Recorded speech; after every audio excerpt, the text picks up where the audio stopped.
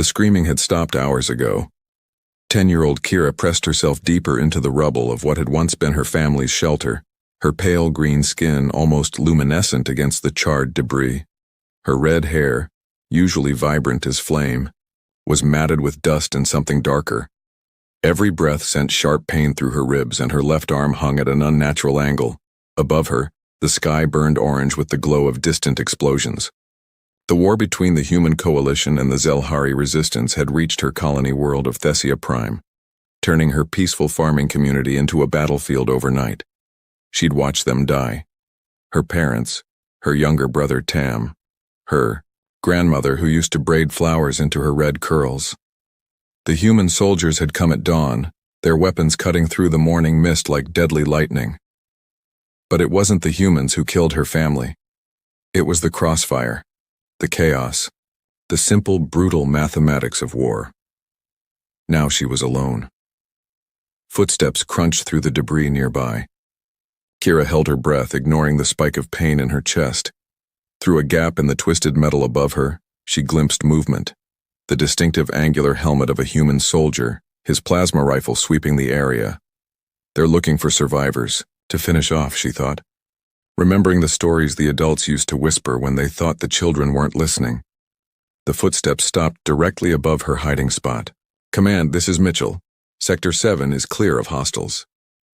The voice was deeper than she'd expected, tired in a way that spoke of too many battles. "Moving to Sector 8. Copy that, Captain. Maintain sweep pattern. We need to be off-planet. In 30 minutes. A long pause, then the voice, Mitchell, spoke again, quieter. "Command, I need 5 more minutes here." "Captain, we don't have 5 minutes. The Zelhari reinforcements. 5 minutes, Command. I'll catch up." The radio crackled into silence. Kira watched through the gap as the soldier knelt, setting his rifle aside. His helmet came off, revealing a human face she'd never seen before. Square jaw darkened with stubble, brown eyes that seemed older than his years, sandy hair damp with sweat. He was looking directly at her hiding spot. "Hey there," he said softly. "I know you're in there. I'm not going to hurt you." Kira's heart hammered against her ribs. This had to be a trick. Humans didn't help Zelhari. Everyone knew that. "You're bleeding pretty bad," Mitchell continued, his voice gentle. "That arm looks broken. You need help." Despite herself, despite everything she'd been taught about humans, Kira found herself studying his face. There was no cruelty there, no hatred, just sadness, and something else she couldn't name. "My name is James," he said, slowly moving aside a piece of debris. "James Mitchell, what's yours?" "Kira," she whispered before she could stop herself. "That's a beautiful name." He smiled, and it transformed his entire face. "Kira, I know you're scared, but if you stay here, you're going to die. That bleeding won't stop on its own." She wanted to run, but her body wouldn't obey. The pain was getting worse, and the world kept tilting sideways. James crawled closer, moving slowly like he was approaching a frightened animal. When he reached her, his hands were steady and sure as he examined her injuries. "Definitely broken," he murmured, gently probing her arm. "And you've got at least 2 cracked ribs. But you're tough, aren't you, Kira? Tougher than you know." From his pack, he pulled out a medical kit and a water canteen. The water was cool and clean, the first she'd tasted in days. As he worked to stabilize her arm with a makeshift splint, she studied his face, memorizing every line and shadow. "Why?" she whispered as he wrapped her wounds with professional efficiency. James paused, his brown eyes meeting her violet ones. "Because you're just a kid. Because this war has taken too much already. Because—" He trailed off, then continued more quietly. "Because someone needs to remember that we're not all monsters." His radio crackled. "Mitchell, where the hell are—" "You? Zelhari ships incoming." "On my way," he replied, but he didn't move. Instead, he cupped Kira's face gently in his hands, forcing her to look at him. "Listen to me very carefully, Kira. Never forget who you are. You matter. You're not just another casualty of this war, you're someone special. Someone who deserves to live, to grow up, to be happy. Can you remember that? She nodded, unable to speak past the lump in her throat. Good. He pressed something into her uninjured hand, a small ration pack and a medical stim. There's a refugee transport leaving from the northern settlement in 2 hours. Can you make it that far? I think so. Mitchell, move your ass, Captain. James stood shouldering his rifle. At the edge of her vision, Kira could see other human soldiers in the distance gesturing frantically. I have to go, he said, but he hesitated, looking down at her one more time. Be strong, Kira, survive. And maybe someday this war will end and kids like you won't have to hide in the ruins anymore.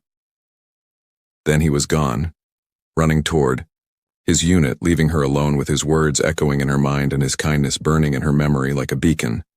Never forget who you are. You matter. She never would. 15 years had passed since the ruins of Thessia Prime, but Kira could still recall every detail of James Mitchell's face with perfect clarity. The memory had become her anchor, her driving force through years of struggle and transformation. Now, 25, she stood before the Council of 9 on the Zelhari homeworld of Viridian, her pale green skin seeming to glow under the chamber's crystalline lights. Her red hair, no longer the wild curls of childhood, fell in controlled waves past her shoulders. She wore the deep blue uniform of a senior diplomatic attaché, but the ceremonial blade at her hip marked her as something more. One of the elite warrior diplomats known as the Kethmara. The human proposal is unacceptable, declared Councillor Vex, his silver eyes flashing with barely contained rage. They ask us to forget 23 years of war, of genocide, of survival, Kira interrupted, her voice carrying the authority she'd earned through blood and determination. The war cost both sides everything that mattered. Continuing, it will only ensure mutual extinction. The council chamber fell silent. Even among her own people, Kira was known for her unusual stance on human-Zelhari relations. Most attributed it to her diplomatic training, her strategic mind. None knew the real reason. Councillor Thane, the eldest among them, leaned forward. You speak of humans with curious familiarity, Kira Veltar. Some whisper that your judgment may be compromised. Kira's jaw tightened, but her voice remained steady. My judgment is based on facts, honored Councillor. The preliminary intelligence reports show human military capacity has decreased 30% since the Kepler incident. Their colonies are failing, their resources depleted. They need this peace as much as we do. What she didn't say was that she'd spent years studying human psychology, human culture, human military structure, all in service of understanding the species that had produced James Mitchell. How could beings capable of such cruelty also create someone who would risk everything to save an enemy child? You recommend we accept their invitation to Earth? Asked Councillor Yara, the only other woman on the council. I recommend we send a delegation. I volunteer to lead it. The council erupted in heated whispers. Earth was the heart of human power, their most heavily defended world. No Zelhari had set foot there in over a decade. The risk, Councillor Vex began. The risk of war continuing outweighs the risk of diplomacy, Kira countered. I've studied their negotiation patterns, their cultural protocols. I can navigate their political landscape. And I need to know if he's still alive, she added silently. I need to understand what he meant to me, what he still means. Councillor Thane's ancient eyes studied her carefully. You carry yourself like one who bears a great burden, child. What drives this passion for peace with our enemies? Kira met his gaze steadily. The same thing that should drive us all, honored elder. The hope that we can be better than our worst impulses. That evening, in her private quarters overlooking Viridian's crimson seas, Kira stood before her personal shrine. Among the traditional Zelhari artifacts sat one human object, a small battered ration pack. She'd never eaten its contents, preserving it all these years as a tangible link to that moment in the ruins. Her fingers traced the faded human text on the package as memories flooded back. James's hands, gentle despite their obvious strength, his voice speaking words of hope when hope seemed impossible. The way he'd looked at her, not as an enemy, not as an alien, but as a person worth saving. "I survived, James," she whispered to the empty room. "I grew strong, just like you said, but I never forgot." Her communication device chimed. The Council's decision had arrived. Her mission to Earth was approved. 3 days later, Kira stood in the launch bay of the diplomatic vessel Harmony's Edge. Her team consisted of 6 other diplomats and a security detail, all chosen for their experience with interspecies negotiations. They looked at her with a mixture of respect and concern. Respect for her diplomatic achievements, concern for her youth and her inexplicable confidence regarding humans. "Final intelligence briefings, ma'am," reported her aide, Jorik, handing her a datapad. "Human delegation will include their Secretary of Defense, their chief negotiator, and—" He paused, consulting his notes. "Several military advisors with experience in Zelhari affairs." Kira's pulse quickened. "Military advisors?" "Yes, ma'am. Veterans of the frontier campaigns. The humans seem to believe military perspective will be crucial to the negotiations. Could he be among them, she wondered? After all these years, could fate be that kind? As the ship entered hyperspace, carrying her toward Earth and an uncertain future, Kira allowed herself to imagine the moment she'd dreamed of for 15 years. Would he recognize her? Would he remember a frightened child he'd saved in the ruins of war? More importantly, would the man she remembered still exist? Or had the years and the endless conflict transformed him into just another soldier? The thought terrified her more than any battlefield she'd ever faced. Through the viewport, stars streaked past like tears of light, carrying her toward answers she wasn't sure she was ready to find, but she'd come too far to turn back now. The scared little girl hiding in the rubble was gone, replaced by a woman who'd built her entire life around a single moment of unexpected kindness. Soon, she would discover if that moment had been real, or just the desperate fantasy of a traumatized child. The ship flew on through hyperspace, carrying hope and fear in equal measure toward the heart of human civilization. The Earth delegation assembled in Conference Room Alpha of the United Nations Diplomatic Complex looked exactly as Kira had expected, a mixture of career politicians, military officials, and bureaucrats, all wearing the carefully neutral expressions of people who'd rather be anywhere else than negotiating with their sworn enemies. Kira entered with her delegation, her diplomatic training keeping her face serene despite the racing of her heart. The humans stood as protocol demanded, and she found herself scanning each face methodically, searching for features that had been carved into her memory 15 years ago. "Ambassador Kira Veltar," announced Secretary of Defense Patricia Coleman, a silver-haired woman whose handshake was firm but not hostile. "Welcome to Earth. We hope these talks will prove productive." "As do we, Madam Secretary." Kira's voice betrayed none of her inner turmoil as she was introduced to the human delegation. Chief Negotiator Williams, Economic Advisor Chen, Cultural, Atache Rodriguez, each face processed and dismissed as her search continued. "And our military advisors," Coleman continued, gesturing to 3 men in dress uniforms. "Colonel Davidson, Major Torres, and General Mitchell." The world stopped. He was older, of course. The sandy hair now showed silver at the temples, and lines creased the corners of those same brown eyes she remembered. His jaw was harder, his shoulders broader, but there was no mistaking the face that had haunted her dreams for half her lifetime. James Mitchell, now General Mitchell, extended his hand with the same professional courtesy he'd shown the others. "Ambassador," he said, his voice exactly as she remembered but carrying new authority. "I look forward to working with you." Their hands touched, and Kira felt electricity shoot up her arm. If he felt anything similar, his expression didn't show it. His eyes looked at her with polite interest. Nothing more. "He doesn't recognize me," she realized with a mixture of relief and devastating disappointment. "Of course he doesn't. I was just another casualty of war to him." "General Mitchell," she managed, grateful for the years of diplomatic training that kept her voice steady. "Your reputation precedes you."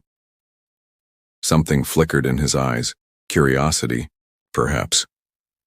I'm flattered, Ambassador, though our species haven't exactly been on speaking terms lately. Sometimes the most important conversations happen between enemies, Kira replied, and she saw him pause, as if something in her words had struck a chord. The formal negotiations began immediately, with both sides presenting their opening positions. Kira found herself stealing glances at James throughout the proceedings, cataloging the changes 15 years had wrought. He was more confident now, his presence commanding the attention of everyone in the room. But there were shadows in his eyes that spoke of battles fought and losses endured. During the first break, she excused herself to the observation deck overlooking Manhattan. The city sprawled before her, a testament to human ingenuity and ambition. She was studying the skyline when footsteps approached behind her. "Quite a view," James said, joining her at the railing. "I never get tired of it." They stood in comfortable silence for a moment before he continued. "You speak English remarkably well for someone who's supposedly never been to Earth." Kira's pulse quickened. "I've made it my business to understand human culture, General. Know your enemy, as you might say." "Is that what we are? Enemies?" He turned to look at her, and she felt the full weight of his attention. "Because I have to say, you don't negotiate like someone who sees us as the enemy." "Perhaps that's because I don't," she said softly. James was quiet for a long moment. When he spoke again, his voice was thoughtful. "There's something familiar about you, Ambassador. I can't put my finger on it, but—" He shook his head. "Probably. Just my imagination." "Tell him," a voice in her head urged. "Tell him who you are." But fear held her back. What if he was disappointed? What if the idealized version of him she'd carried all these years was just that, an idealization? What if the reality couldn't match the memory that had shaped her entire life? "We all carry echoes of the past, General," she said instead. "Sometimes they surface at unexpected moments." "Echoes," he repeated, and something in his expression shifted. "You know, I've been thinking about echoes a lot lately, especially since learning about these peace talks." He paused, studying her face intently.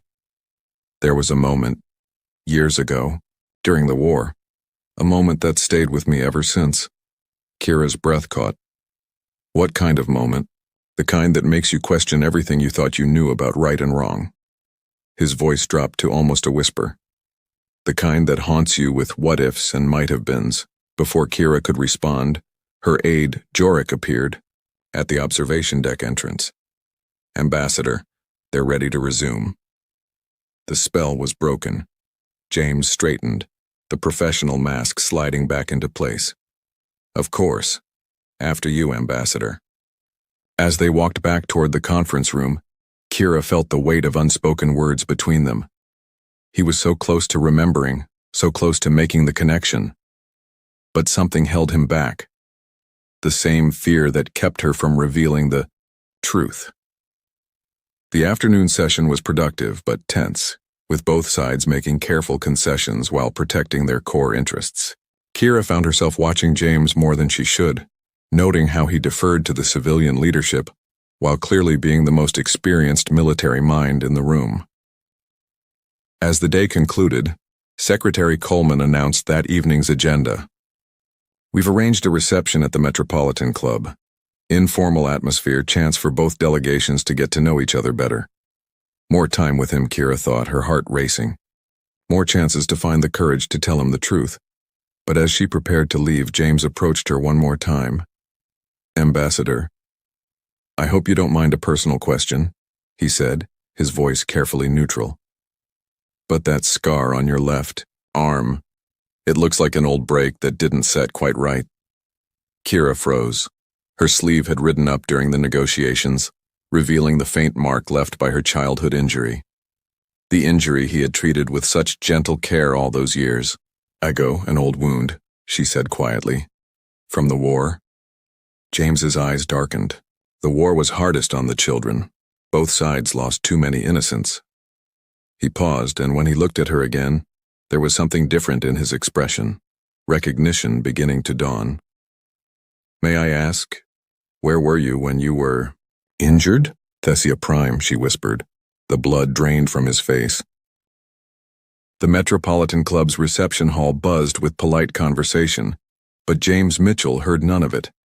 He stood frozen near the bar, an untouched glass of whiskey in his hand, staring across the room at Kira as she spoke with Secretary Coleman. Thessia, Prime. The name echoed in his mind like a bell tolling. 15 years ago, in the ruins of a farming colony, he'd knelt beside a dying child with pale green skin and flame-red hair. A little girl named Kira who'd looked at him with violet eyes full of pain and fear. He'd saved her life, given her hope, and then vanished. Into the war, never knowing if she'd survived, but she had survived. She'd grown into this poised, brilliant woman who was now trying to broker peace between their species. The realization hit him like a physical blow. "General, you look like you've seen a ghost." James turned to find Colonel Davidson beside him, concern evident on his weathered face. "Maybe I have, Tom," James murmured, his eyes never leaving Kira. "Maybe I have." Across the room, Kira excused herself from her conversation and walked toward the terrace doors. James followed, his heart pounding with a mixture of recognition and something deeper. Something that had nothing to do with their shared past and everything to do with the remarkable woman she'd become. The terrace overlooked Central Park, the city lights twinkling like stars below. Kira stood at the railing, her red hair catching the moonlight, and James was struck by how ethereal she looked. Like something from a dream. Kira.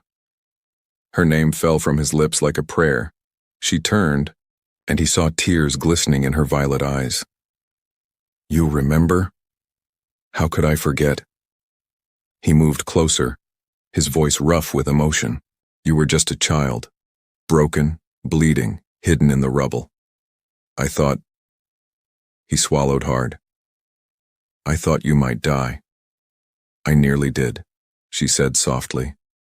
"After you left, it took me hours to reach the refugee transport. I collapsed twice. But I made it because of what you told me." Her voice became stronger.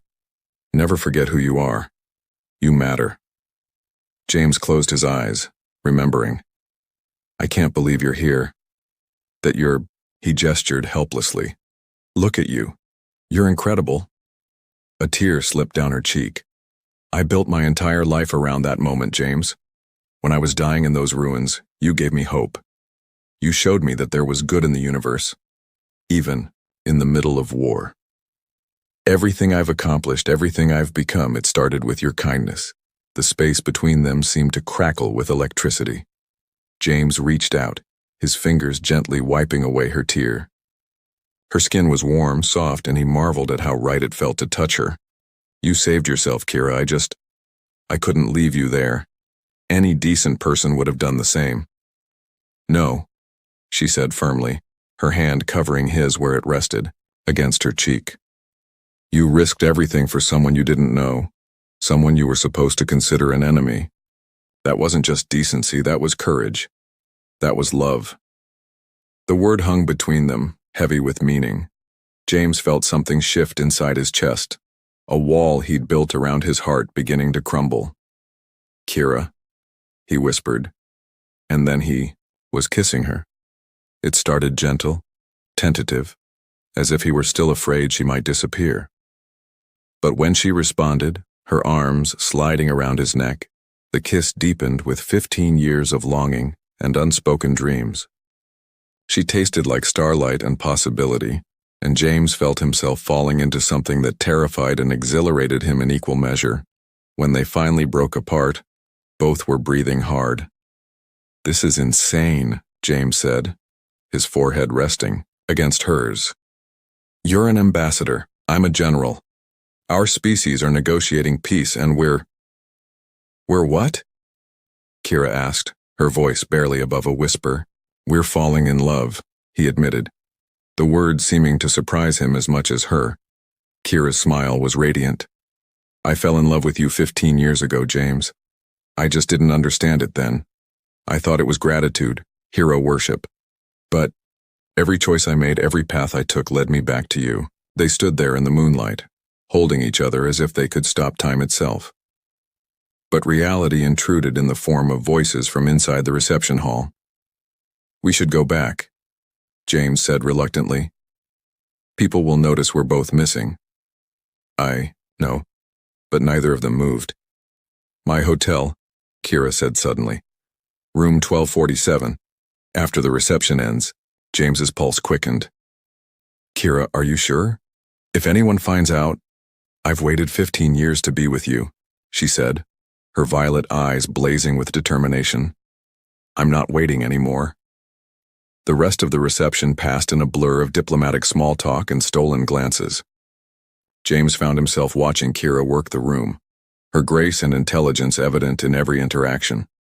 She was magnificent, and the fact that she was his, or could be his, seemed too good to be true.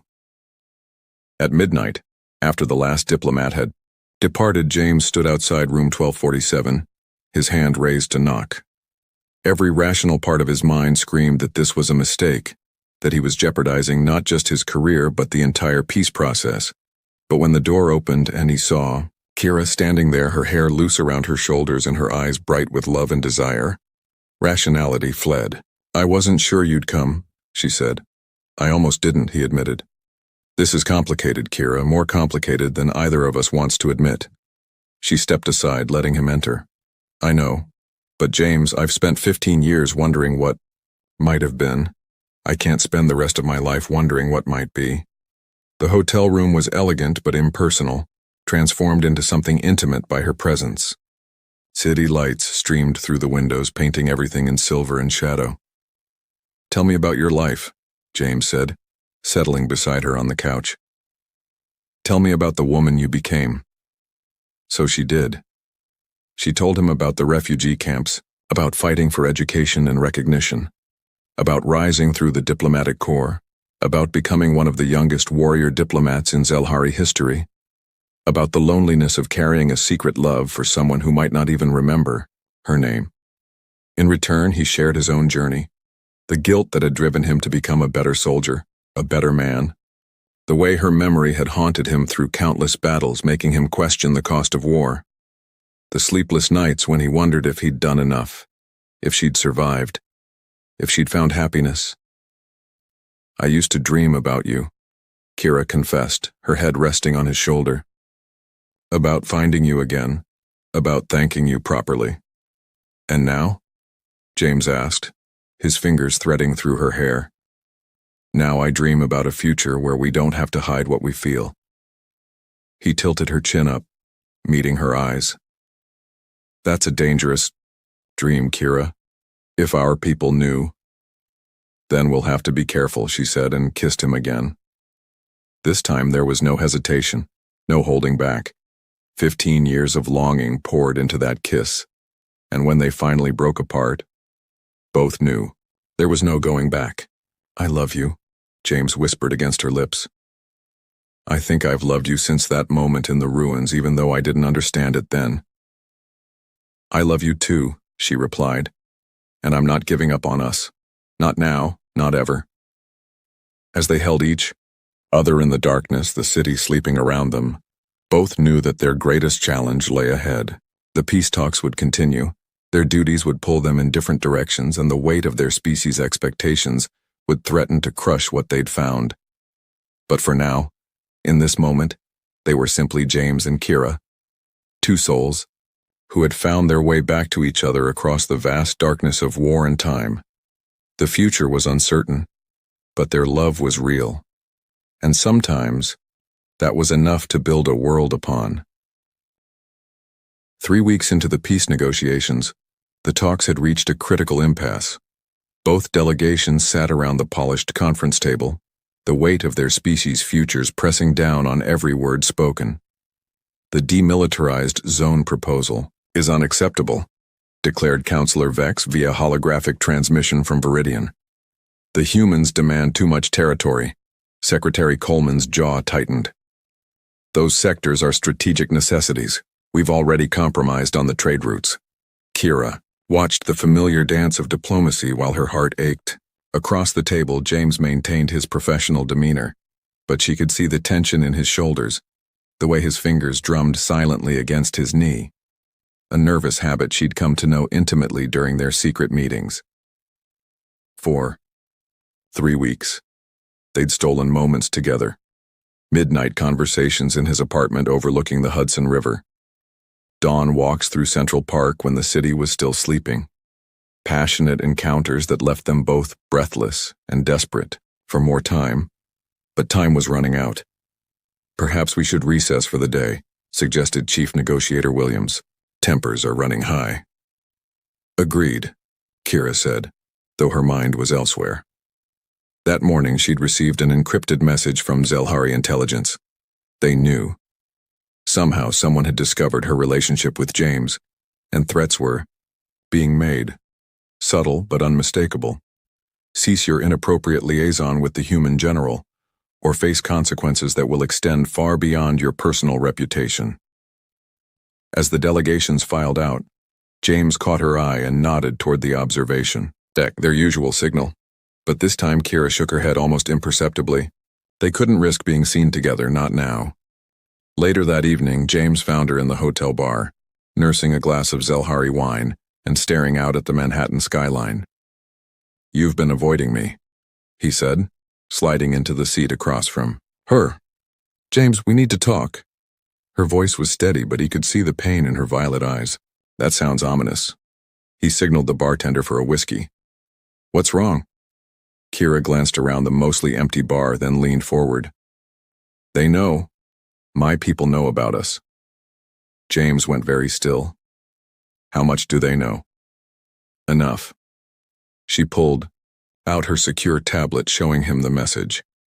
"They're threatening to remove me from the negotiations if I don't end things between us." "And the human side?" James asked grimly.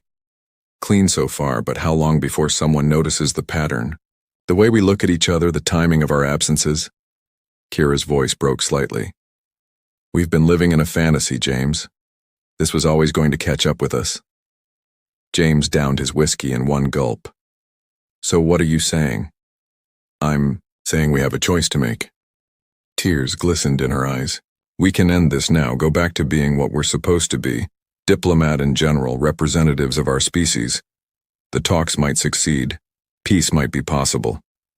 Or we fight for what we have. We go public, face the consequences, and probably watch everything we've worked for collapse around us." She reached across the table, taking his hand.